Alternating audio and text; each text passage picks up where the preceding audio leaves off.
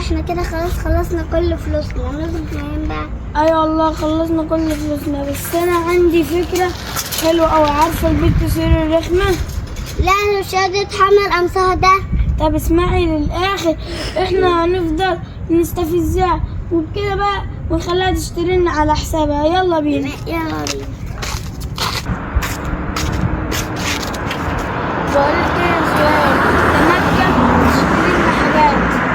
ايه ده يا عم؟ عادي يا عم عادي، ما هي مكة دايما كده اللي بتشوفوه غلط اعملوه. ما انا قلت لها برضو يا مكة هتشتري ازاي؟ خلي سهير هي الكبيرة، تبقى انت الصغيرة هتشتري والكبيرة لأ. يا عم عادي يا عم عادي براحتكم، انتوا دايما كده اللي تشوفوه صح اعملوه. مش قادرة اتحمل امسها نمشي. ما يا ستي دي بس هي خلاص هتشتري. بص يا سهير يعني خلاص هتشتري لنا.